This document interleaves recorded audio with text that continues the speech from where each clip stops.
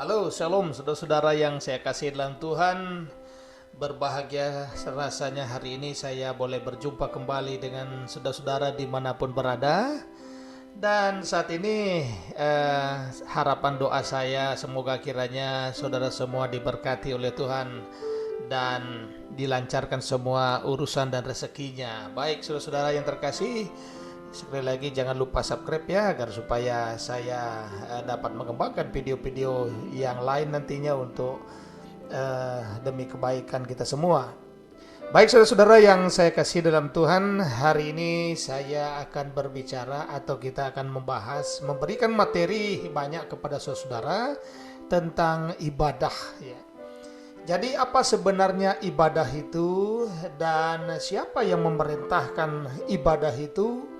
Dan bagaimana ibadah yang dilakukan oleh orang Israel sampai ibadah yang dilakukan oleh gereja dan juga ibadah-ibadah lain yang dilaksanakan oleh berbagai agama yang ada di. Nah, saudara-saudara yang saya kasihi di dalam Tuhan, ibadah adalah merupakan satu perbuatan bakti yang kita lakukan untuk memuji dan mengagungkan orang-orang yang atau Tuhan yang ada di luar diri kita yang dianggap lebih mulia, lebih hebat, lebih berkuasa. Nah, sahabat kebenaran yang saya hormati, kalau melihat daripada agama itu sebenarnya apa? Jadi pengertian daripada agama, ada yang mengatakan bahwa agama itu adalah merupakan artinya tidak, gama itu dalam bahasa Sanskerta kacau, artinya tidak, kacau teratur ya, teratur, kusuk, kemudian hikmat itu artinya agama itu, dan juga menimbulkan keteraturan dalam kehidupan kita bermasyarakat, dalam keluarga, bahkan dalam hidup bersama. Nah, saudara-saudara yang saya kasih di dalam Tuhan, kalau di dalam agama itu juga pengertiannya adalah cara-cara seseorang untuk menyembah sesuatu yang dianggap lebih mulia, lebih berkuasa, yang nantinya mempengaruhi kehidupan manusia itu sendiri yang beragama.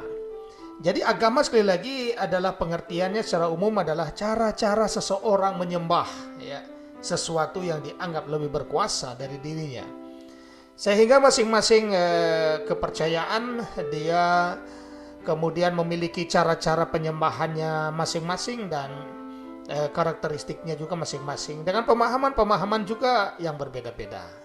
Oke, saya kira itulah kenyataan yang terjadi dalam kehidupan kita beragama di Indonesia. Nah, selanjutnya saudara-saudara, saya tidak membahas masalah agama-agama secara umum, tetapi saya akan menyoroti hari ini berkaitan dengan peribadahan agama yang ada mulai daripada agama Yahudi sampai kepada sekarang adalah gereja orang Kristen. Perlu saya sampaikan kepada kita semua bahwa kekristenan itu sebenarnya bukan agama ya. Kekristenan itu bukan agama, tetapi dia eklesia. Cuma di dalam kenegaraan, tata negara, hukum negara, maka termasuk pada golongan agama karena sama sifatnya dengan agama-agama lain. Tetapi pada intinya bahwa gereja itu adalah eklesia. Jadi eklesia artinya orang-orang yang dipanggil dari kehidupan yang gelap menuju pada kehidupan yang terang Kristus.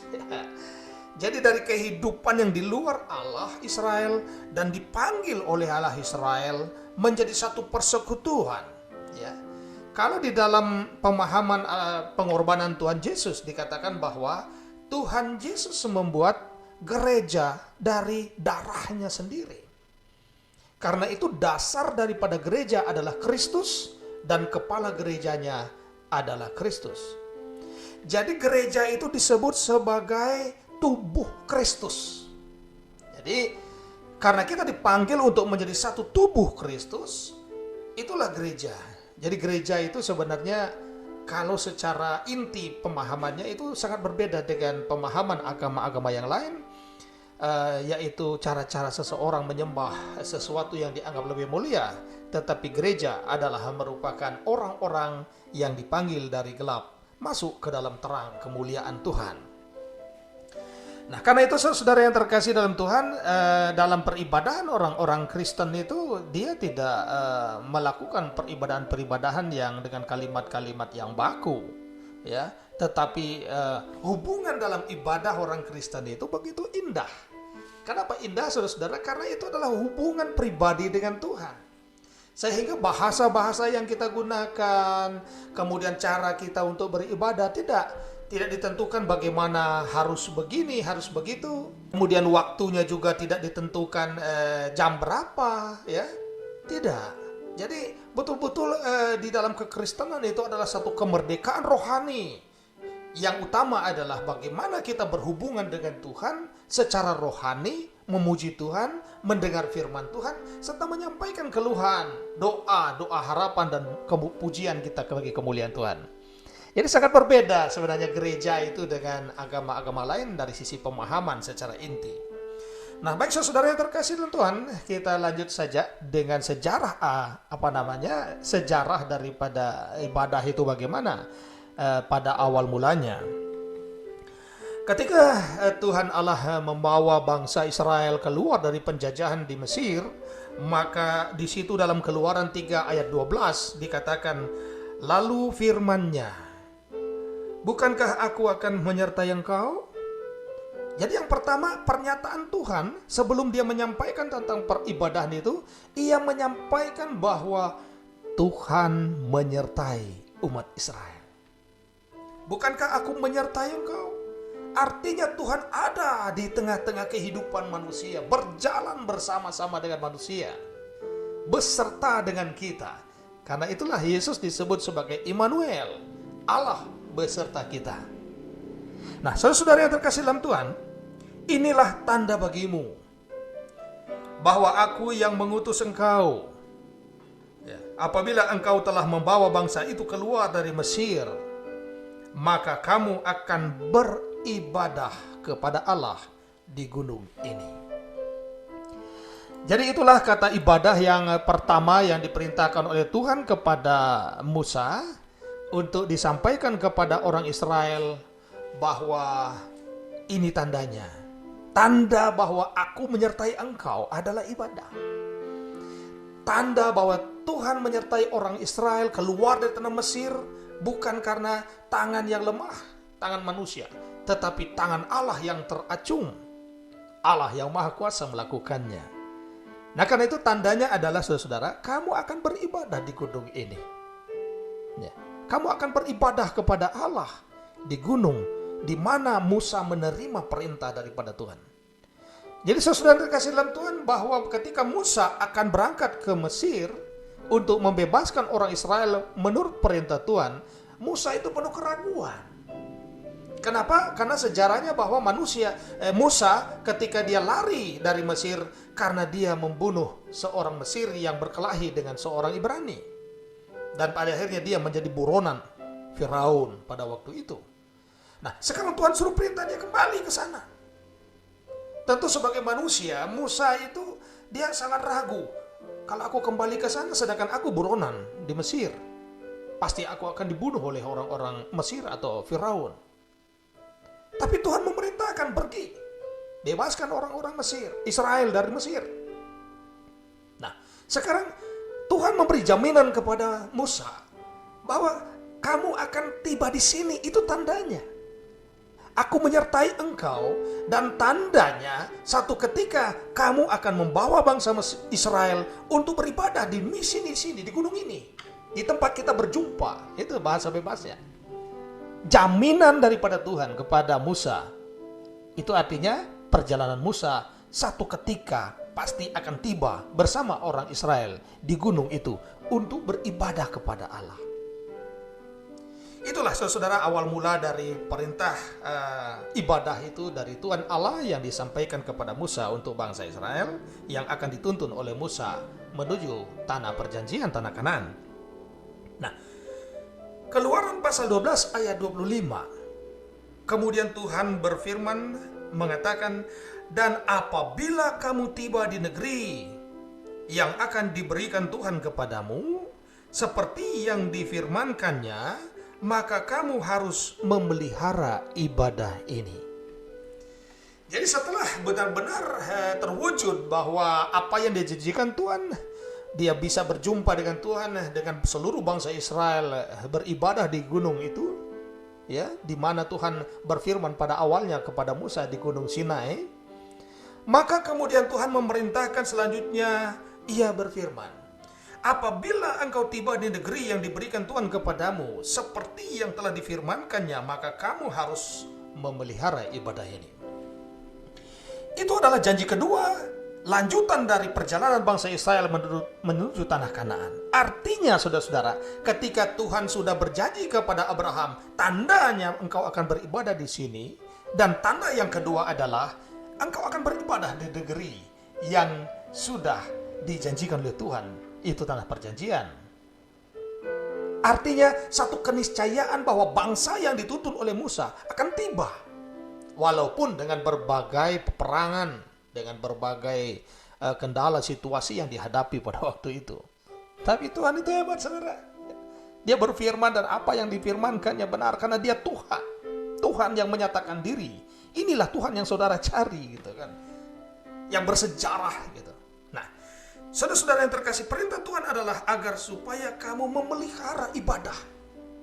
Jadi ibadah adalah merupakan satu hubungan dengan Tuhan, ya, satu persekutuan dengan Tuhan, di mana umat Israel pada waktu itu mengenal Tuhan dari ibadah itu, dan ibadah itu adalah merupakan sarana untuk terus mempertahankan pengenalan akan Tuhan.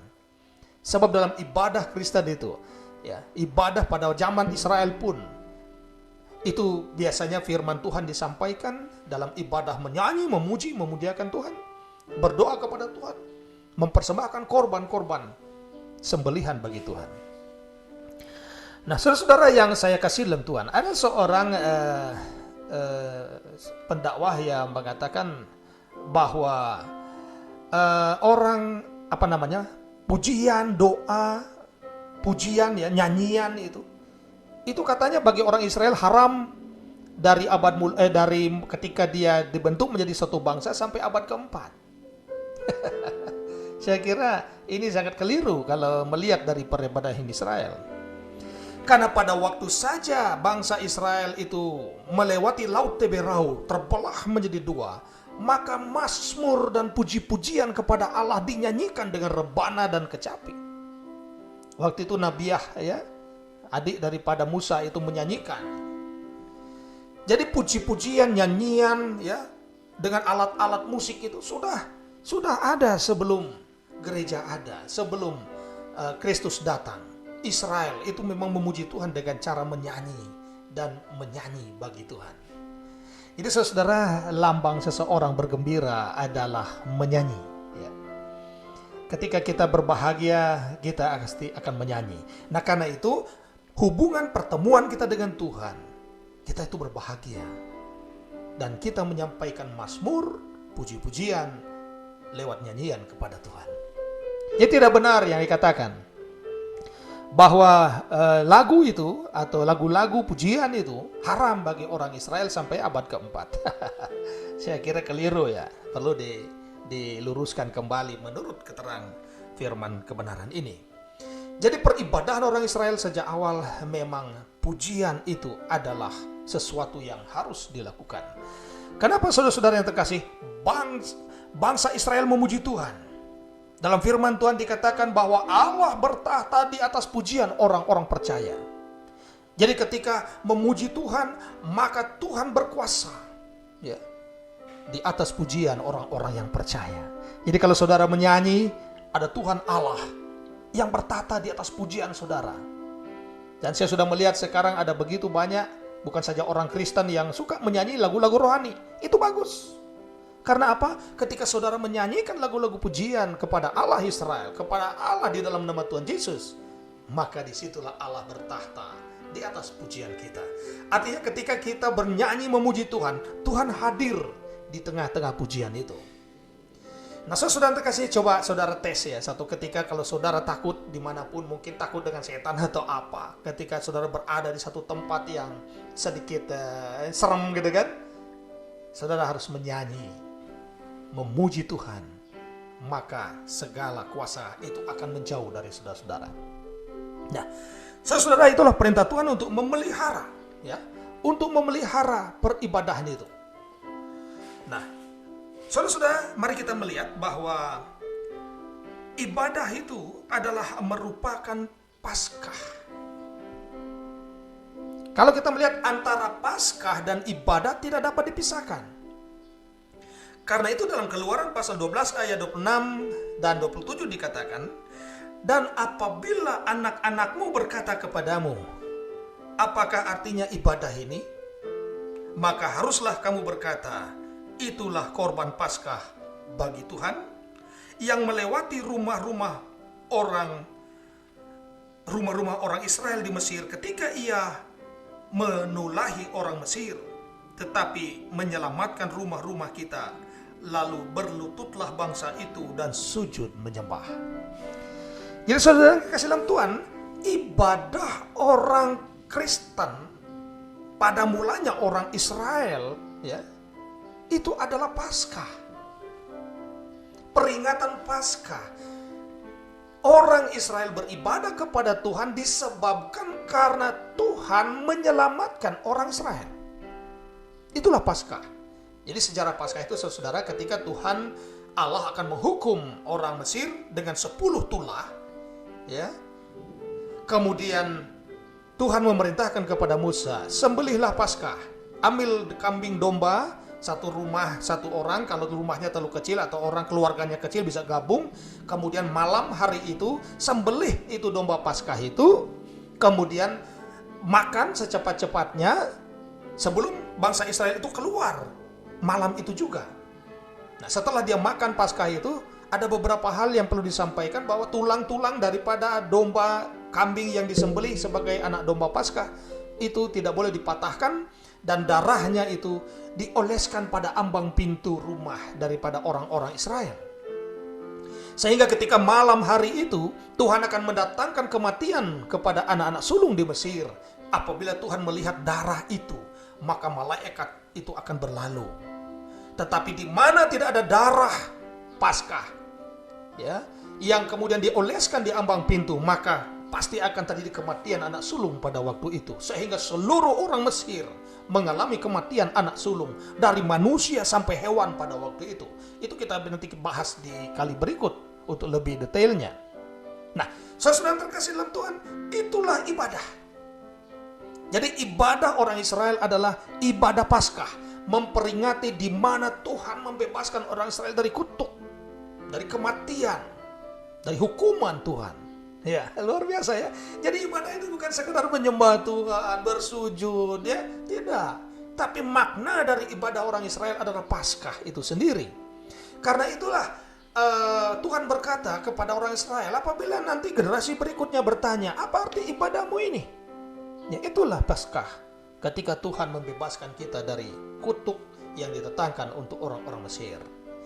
Jadi saudara yang terkasih, ibadah adalah Paskah yang dirayakan dalam persekutuan dengan Tuhan pada kehidupan orang-orang Israel pada waktu itu. Gitu ya. Jadi ibadah adalah Paskah. Nah, berpaut kepada Tuhan. Dalam Ulangan 10 ayat yang ke-20 dikatakan, engkau harus takut akan Tuhan Allahmu, kepadanya harus engkau beribadah. Jadi yang pertama diperintahkan Tuhan dalam ayat ini adalah engkau harus takut kepada Tuhan Allahmu, dan kepada Dia engkau beribadah. Jadi rasa takut kita kepada Tuhan bukan berarti takut karena Tuhan menakutkan, bukan. Kemudian kita lari karena takut, bukan. Rasa takut itu adalah rasa hormat kita, rasa segan kita kepada Tuhan sebab Ia baik. Jadi saudara-saudara, kalau ayah kita atau ibu kita baik, kita takut dengan ayah ibu kita bukan karena dia jahat, tapi karena dia baik. Ya. Kita takut berbuat salah dan mengecewakan ayah dan ibu kita. Begitu juga dengan Tuhan.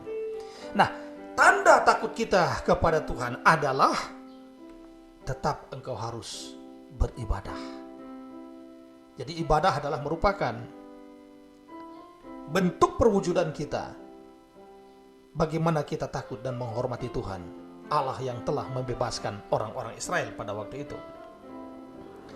Nah, saudara yang terkasih dalam Tuhan, ada berkat di dalam ibadah. Ulangan 11 ayat 13-14 dikatakan bahwa jika kamu dengan sungguh-sungguh mendengarkan perintah yang ku sampaikan kepadamu pada hari ini, sehingga kamu mengasihi Tuhan Allahmu dan beribadah kepadanya dengan segenap hatimu dan dengan segenap jiwamu, maka Ia akan memberikan hujan untuk tanahmu pada masanya, hujan awal dan hujan akhir, sehingga engkau dapat mengumpulkan gandummu, anggurmu, dan minyakmu. Jadi peribadahan itu, ya, kita hidup menurut firman Tuhan, jadi kita dapat firman dari ibadah. Kita dapat firman dari ibadah, sehingga kita bisa berpegang kepada firman itu. Jadi kalau orang tidak beribadah, saudara-saudara, sangat berbeda, ya, dengan orang yang beribadah kepada Tuhan. Orang beribadah itu dia pasti banyak mengetahui tentang firman Tuhan untuk berpegang padanya. Nah, ketika kita bisa berpegang pada firman Tuhan, ketetapan dan peraturan-peraturan yang diberikan oleh Tuhan lewat firman-Nya, maka kita akan menjadi orang-orang yang diberkati oleh Tuhan. Tuhan akan memberikan sesuatu, hujan untuk tanah kita, dan kita boleh memperoleh gandum, ya, untuk kehidupan keluarga kita. Jadi ada berkat di dalam ibadah. Karena itu saudara, orang Kristen kalau dia beribadah, sebelum pulang dikatakan pergilah dan terimalah berkat Tuhan. Ya, kasih karunia damai sejahtera Allah, ya, menyertai engkau dari sekarang sampai Maranatha. Jadi ada berkat, saudara-saudara yang terkasih. Cuma pada ibadah Kristen ada berkat. Selain itu tidak ada. Ya, ada berkat pada orang Kristen. Karena itu saudara ingin diberkati, ikutlah di dalam peribadahan. Jika kita tidak ikut dalam ibadah, jangan pandang enteng berkat itu. Karena Tuhan sudah berfirman kepada orang Israel, siapa yang engkau berkati akan kuberkati, dan siapa yang mengutuk engkau akan kukutuk. Jadi jangan main-main dengan berkat itu, karena berkat itu walaupun anak kecil yang pimpin ibadah dan dia memberkati kita, maka Tuhan mengatakan yang diberkati oleh orang Israel akan diberkati untuk selama-lamanya. Haleluya. Luar biasa, saudara, ibadah itu. Ya. Nah, saudara-saudara yang terkasih dalam Tuhan, yang berikut Tuhan memerintahkan kepada bangsa Israel supaya tidak beribadah kepada Allah-Allah lain. Sebab banyak Allah pada waktu itu di negeri-negeri tetangga, ya, Allah orang Yeriko, Allah orang Dan, Allah orang Ai dan sebagainya, banyak sekali penyembahan-penyembahan Allah-Allah mereka itu. Tapi bukan Allah Israel. Tidak semua orang yang menyembah beragama kemudian punya keyakinan menyembah sesuatu adalah menyembah Allah Israel, tidak. Mungkin kita menyebut kata Allah itu sama, tetapi bukan Allah yang satu. Ya. Tergantung daripada kalau kita masuk ke dalam gereja, Allahnya adalah Allah orang Israel. Kita menyebut Tuhan Allah. Dan orang lain juga menyebut mungkin sama sebutannya. Tapi tujuannya bukan Allah yang satu. Hanya penyebutan saja. Nah, saudara yang terkasih dalam Tuhan, karena itu kita tidak boleh berkata, oh kita menyembah Allah yang sama. Tidak. Allah yang berbeda. Ya. Nah, mari kita lihat. Di situ dikatakan bahwa beribadah kepada Allah lain itu peringatkan dalam Ulangan pasal 11 ayat 16. Hati-hatilah supaya jangan kamu terbujuk sehingga kamu menyimpang dengan beribadah kepada Allah lain dan sujud menyembah kepadanya. Hati-hati, jangan sampai salah beribadah. Jangan sampai salah alamat ibadah kita. Berhati-hati, memperhatikan baik-baik mana sebenarnya Allah yang Maha Kudus, pencipta langit dan bumi. Kepada Dia kita beribadah. Dan hari ini saya memberitakan Allah itu, supaya kita jangan beribadah kepada Allah lain. Sebab kalau kita beribadah kepada Allah lain, silakan saudara, salah alamat. Nah, baik saudara yang terkasih, dampak dari ibadah, seperti saya katakan tadi, bahwa orang beribadah dan orang yang tidak beribadah nampaknya sekarang biasa-biasa saja. Ya, sama saja kita. Orang beribadah juga susah, orang tidak beribadah juga susah. Orang beribadah juga terima berkat, orang yang tidak beribadah juga sama terima berkat kalau dia bekerja. Jadi kelihatannya bahwa orang beribadah dan orang tidak beribadah nampaknya sama-sama saja. Tapi sebenarnya sangat berbeda. Orang beribadah ibarat ranting yang ada di pohon itu masih menyatu. Dan orang yang tidak beribadah berada di luar pohon itu. Dia pasti kering satu ketika. Mungkin butuh waktu. Ya.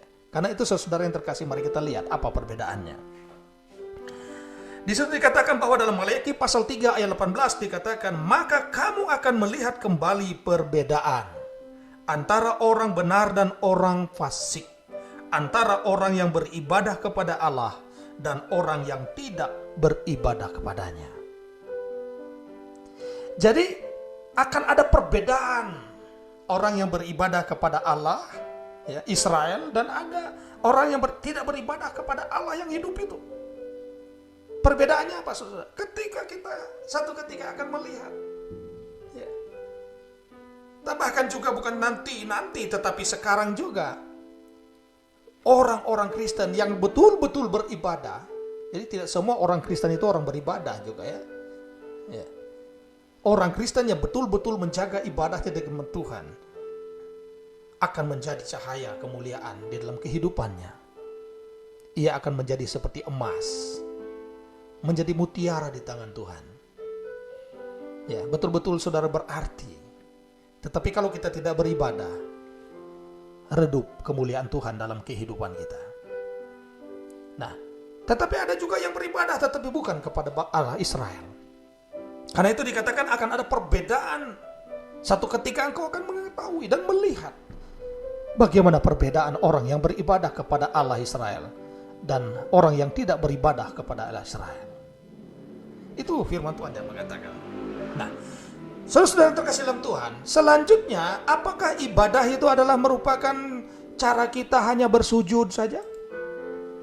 Apakah ibadah itu hanya sekedar kita duduk di gereja, kemudian bersekutu, kemudian keluar sudah tidak beribadah? Apakah ibadah itu adalah merupakan syarat-syarat ritual yang kita laksanakan dalam peribadahan di tempat-tempat suci? Tidak. Bukan cuma itu ibadah. Itu adalah persekutuan dengan Tuhan, untuk belajar. Tetapi di sini di dalam Roma pasal 12 ayat 1 dikatakan bahwa karena itu saudara-saudara, demi kemurahan Allah aku menasihatkan kamu supaya kamu mempersembahkan tubuhmu sebagai persembahan yang hidup, yang kudus dan yang berkenan kepada Allah. Itu adalah ibadahmu yang sejati. Jadi ibadah yang sejati adalah mempersembahkan seluruh hidup ini bagi Tuhan. Ya, melakukan pekerjaan-pekerjaan pelayanan Tuhan. Melakukan perintah-perintah Tuhan dalam kehidupan kita. Entahkah saudara sebagai apa, pegawai negeri, buruh dan sebagainya, di ladang di mana kita bekerja, jangan pernah kita lupa untuk terus memuliakan Tuhan, untuk terus memberitakan tentang kasih karunia Tuhan. Bekerja untuk Tuhan tidak semua harus jadi pendeta, ya, jadi pendakwah. Tidak semua harus menjadi orang-orang yang punya kemampuan berkhotbah, tidak. Tetapi saudara melakukan pekerjaan dengan baik, bertanggung jawab, menjadi berkat bagi orang lain. Hidup ini betul-betul kita persembahkan untuk Tuhan. Mempersembahkan untuk Tuhan artinya kita melakukannya untuk sesama. Jadi bukan berarti kita mati persembahkan hidup untuk Tuhan, kita lupa dengan sesama, tidak seperti itu. Karena Tuhan sudah mengatakan bahwa ketika orang yang di sebelah kiri, Tuhan berkata, pada saat aku, ya, sebagai orang telanjang engkau tidak memberi aku pakaian, aku lapar engkau tidak memberi aku makanan, aku sebagai orang asing engkau tidak memberi aku tumpangan. Lalu mereka berkata, di mana Tuhan aku pernah melihat engkau telanjang, pernah melihat engkau lapar sebagai orang asing dan kami tidak menolong engkau. Tuhan Yesus berkata, karena engkau tidak melakukannya untuk orang, untuk sesama yang hina, engkau tidak melakukannya untuk aku. Saudara terkasih dalam Tuhan, jadi itulah yang dimaksud oleh Tuhan, bahwa kita mempersembahkan tubuh kita ini untuk pelayanan kemaslahatan hidup orang banyak. Menjadi solusi dalam setiap persoalan hidup, bukan menjadi persoalan bagi orang lain. Dalam kata istilahnya sekarang, jadi berkat. Hidup itu jadi berkat bagi orang lain, bukan jadi sumber masalah. Itulah ibadahmu yang sejati. Mempersembahkan hidup kepada Allah, tubuhmu kepada Allah. Artinya tubuh kita tidak boleh digunakan untuk hal-hal kelaliman, dosa dan kejahatan. Tetapi betul-betul tubuh ini kita gunakan untuk melaksanakan firman Tuhan. Dan perwujudannya adalah bagi sesama manusia. Nah, saudara-saudara yang kekasih di dalam Tuhan, dalam Wahyu pasal 22 ayat 3 dikatakan, maka tidak akan ada lagi laknat. Tahta Allah dan tahta anak domba akan ada di dalamnya, dan hamba-hambanya akan beribadah kepadanya. Jadi ibadah itu sampai di surga. Tuhan Yesus sudah mengatakan bahwa di sana tidak akan ada laknat, tidak akan ada tangis, tidak akan ada lagi kesusahan. Tetapi di sana kita akan beribadah kepada Tuhan. Dia akan menjadi Allah kita, dan kita akan menjadi umatnya. Karena itu di sorga adalah ibadah. Ibadah yang sempurna nanti ada di dalam kerajaan sorga. Saudara mau masuk ke dalam kerajaan sorga, ibadah dari sekarang kepada Allah yang membawa saudara ke sana. Yang menjamin dan berjanji kepada kita bahwa ia akan membawa ke sana. Seperti video sebelumnya, aku akan membawa kamu ke tempatku, supaya di mana aku berada, kamu juga akan bersama-sama dengan aku. Haleluya. Saudara luar biasa bahwa Tuhan Yesus sudah berjanji kepada orang-orang yang mengasihi Dia akan dibawa ke sana. Dan dikatakan di sana dalam Wahyu pasal 22, di sana tidak ada laknat lagi. Dan di sana kita akan beribadah kepada Allah. Kita menjadi umatnya dan Dia menjadi Allah kita. Nah, saudara yang terkasih di dalam Tuhan Yesus Kristus, hari Minggu sekarang orang beribadah pada hari Minggu. Ya, kalau zaman Israel dulu mereka beribadah pada hari ke-7. Hari ke-7 itu adalah hari Sabtu. Kalau hitungan hari Senin, Sabtu, Selasa dan seterusnya. Jadi hari ke-7 itu adalah hari Sabtu, ya. Dan orang Kristen beribadah pada hari pertama di minggu itu. Itulah hari Minggu. Karena itu Minggus Domingos itu artinya kemenangan. Hari kemenangan Kristus. Jadi gereja ketika dalam video sebelumnya saya katakan bahwa kitab para nabi dan hukum Taurat berlaku sampai datangnya Yohanes Pembaptis. Artinya hukum yang mengajarkan tentang Sabat di hari ke-7 itu berlaku sampai datangnya Yohanes. Dan sekarang orang-orang Kristen, gereja yang dibentuk oleh Tuhan, yang beribadah kepada Allah di dalam nama Tuhan Yesus, yang menerima kasih karunia itu, ibadahnya itu adalah Paskah. Nah, karena itu tadi saya sudah mengatakan pada ibadah Israel itu, apa artinya ibadahmu? Ibadah kita adalah Paskah. Tuhan membebaskan kita dari kutuk. Jadi begitu juga halnya dengan orang Kristen sekarang. Ibadah di hari Minggu, hari pertama di minggu itu, hari Minggu, hari kemenangan, memperingati tentang kebangkitan Tuhan Yesus. Amin, saudara. Luar biasa. Jadi hari Minggu kita beribadah adalah Paskah yang kita laksanakan setiap hari Minggu. Karena di dalam ibadah hari Minggu itu yang diberitakan adalah bagaimana Paskah itu terjadi. Bagaimana Allah melakukan pekerjaan di dalam Yesus, itu fokusnya. Ia telah tersalib, ia telah mati, dan ia telah bangkit dari antara kematian, dia naik ke sorga. Sekarang gereja menanti kedatangan Tuhan yang kedua kali untuk membawa gerejanya ke tempat Tuhan berada. Itu ibadah orang Kristen. Jadi tidak sekedar saja hari Minggu beribadah, itu artinya apa? Itulah Paskah. Sebagaimana dikatakan bahwa ibadah orang Israel adalah Paskah dan ibadah orang Kristen sekarang adalah Paskah.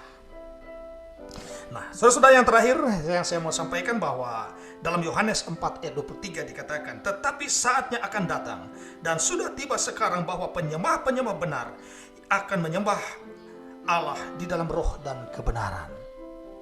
Jadi kita tidak lagi beribadah kepada Tuhan secara fisik. Walaupun tubuh kita seperti tadi dikatakan harus dipersembahkan sebagai persembahan yang kudus dan benar. Tetapi kita tidak memfokuskan lagi peribadahan kita secara fisik. Harus sujud sekian kali, harus melakukan ini dan itu, pakai ini dan itu, pakai lagi syarat-syarat, ya, pakai lagi bunga dan sebagainya. Tidak. Karena penyembahan yang dikehendaki oleh Tuhan ketika Tuhan Yesus datang tidak lagi seperti itu. tetapi menyembah Allah dalam roh dan kebenaran. Menyembah Allah dalam roh dan kebenaran artinya penyembahan kita adalah kehidupan dalam rohani, bukan dalam fisik. Ya. Kita harus melakukan berapa kali dan cara melakukannya begini, tidak boleh salah, tidak. Jadi kita menyembah Allah di mana saja, kapan saja. Di kebun boleh, di mana saja boleh, waktu kapan saja boleh. 1 kali 24 jam, Allah online. Bukan waktu-waktu tertentu saja Tuhan itu siap untuk menerima itu. Tetapi ibadah orang Kristen adalah menyembah Allah dalam roh dan kebenaran. Dalam roh artinya kita bekerja menyembah Tuhan di dalam Roh Kudus. Karena firman Tuhan berkata, di mana 2 atau 3 orang berkumpul di dalam namaku, di sana aku ada di tengah-tengah mereka. Jadi ibadah orang Kristen adalah ibadah yang dihadirkan oleh Tuhan. Tuhan sudah berjanji, di mana 2-3 orang berkumpul di dalam nama Tuhan Yesus, maka Tuhan ada di tengah-tengah mereka. Luar biasa saudara-saudara. Mudah-mudahan hari ini materi berkaitan dengan peribadahan ini kita boleh mendapatkan inspirasi rohani yang akan menuntun saudara-saudara kepada kebenaran yang sebenarnya. Sehingga kita mendapatkan apa yang saudara cari selama ini. Bahwa semua orang merindukan Allah. Semua orang rindu untuk bersekutu dengan Tuhan. Semua orang punya keinginan untuk pergi ke rumah di sorga. Tetapi saudara, hanya satu jalan, yaitu Tuhan Yesus. Sebenarnya dikatakan, akulah jalan, kebenaran, dan hidup. Tidak ada seorang pun yang datang kepada Bapa kalau tidak melalui Kristus. Terima kasih sudah menonton video saya. Tuhan memberkati saudara-saudara di mana berada, dan sampai jumpa. Terima kasih.